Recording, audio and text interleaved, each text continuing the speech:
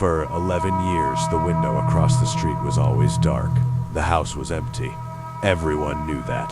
Until last Tuesday, when a light turned on at 3 a.m. and a silhouette appeared, standing perfectly still, facing my house. It stood there every night after that. Same time, same window. Always watching. I called the police.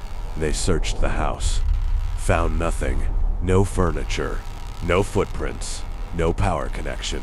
The electricity had been cut for a decade. That night I watched from my window, 3 a.m. The light came on. The silhouette appeared, but this time it raised its hand and waved. I turned on my own light to see better. The silhouette did the same.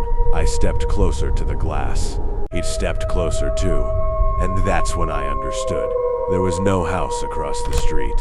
There never was. Only my own window and my own reflection, waving back at something standing behind me. The call came in at 2:17 a.m.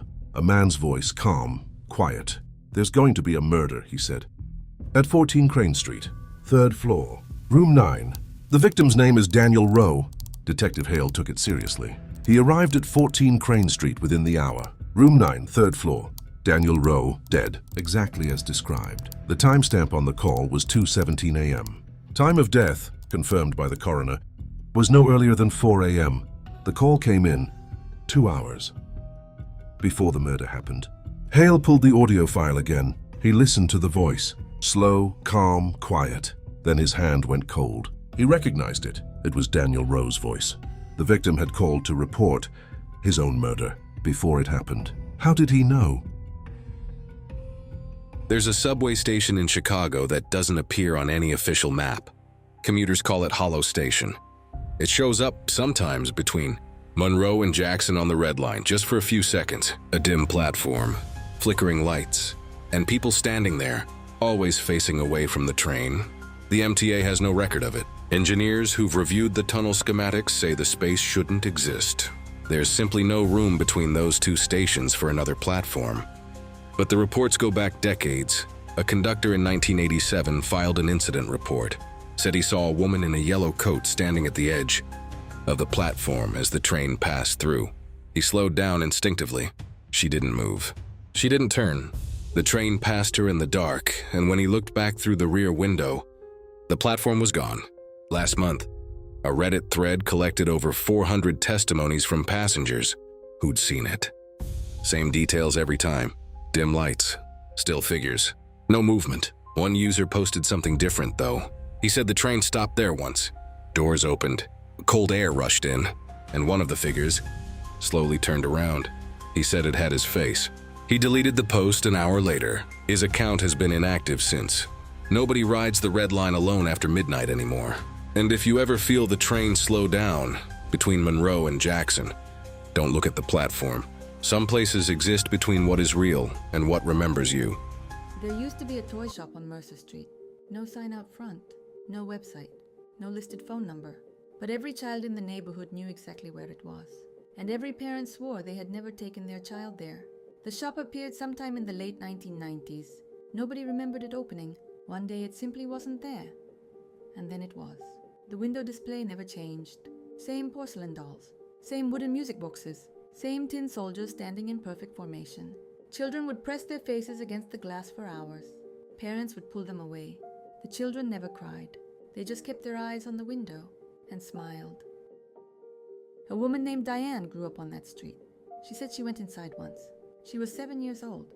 She remembers a long, narrow shop, shelves from floor to ceiling, toys she had never seen before and has never seen since, and an old man behind the counter, tall, very still, watching her.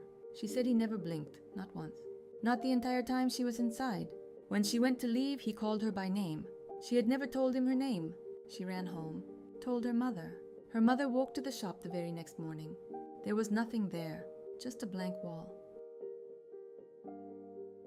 Diane is in her 40s now. She says that sometimes late at night, she hears a music box playing, always the same melody.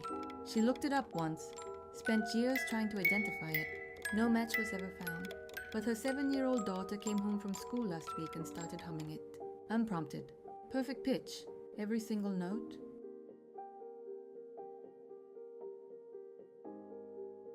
Every guest who stayed in room 4 reported the same thing. Their reflection moved half a second too late. Most checked out the next morning. One didn't check out at all. Sarah booked the room for one night, just passing through town.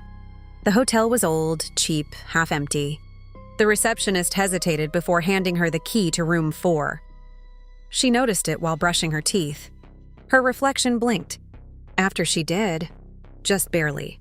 She told herself it was exhaustion. She turned off the bathroom light and didn't look again.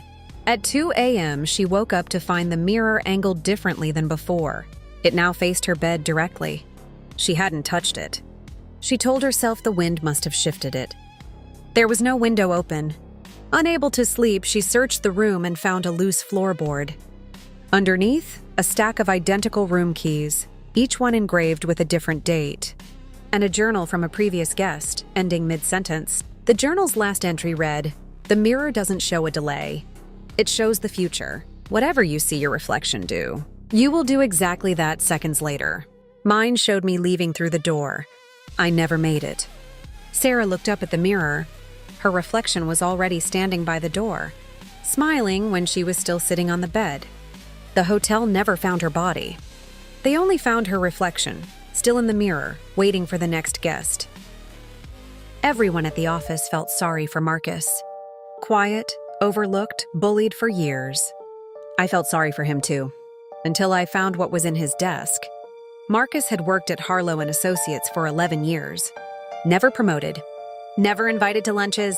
The kind of man people talked over in meetings and forgot the second he left the room. Last year, 3 colleagues who had made his life hell quietly resigned, one by one. No explanation. No farewell emails. HR said it was personal reasons. We all moved on. Marcus stayed. Calmer than ever. Then Marcus took a medical leave. HR asked me to clear his desk. In the bottom drawer, under a legal pad, I found a notebook. I opened it expecting doodles. Instead, names, dates, addresses, personal details no coworker should ever have. Every person who had ever humiliated him. Pages and pages. And the 3 who resigned had check marks next to their names. I flipped to the last page. There was only one name left without a check mark. I stared at it for a long time. Then I realized I recognized the handwriting, because the last name in that notebook was mine. And beneath it, in red ink, just 2 words, "Your turn." My daughter stopped sleeping in her room 3 weeks ago. She said the toys were watching her. I told her she was dreaming. I was wrong. The first night I put up a camera. Nothing happened. The second night, nothing happened. The third night, I almost deleted the footage without watching it. The porcelain doll on the top shelf turned its head. Not fast. Slow. The way something moves when it knows it has time. I went through every box after that. Every toy she'd ever owned. And in the back of the closet, beneath a pile of stuffed animals, I found something I didn't recognize.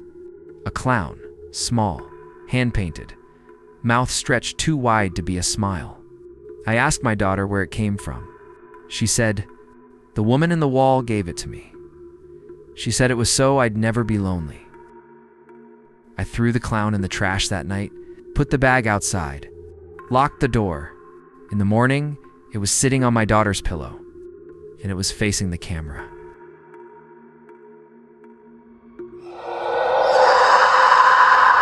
The envelope arrived the morning after the funeral. No stamp, no sender, just a name written on the front, mine.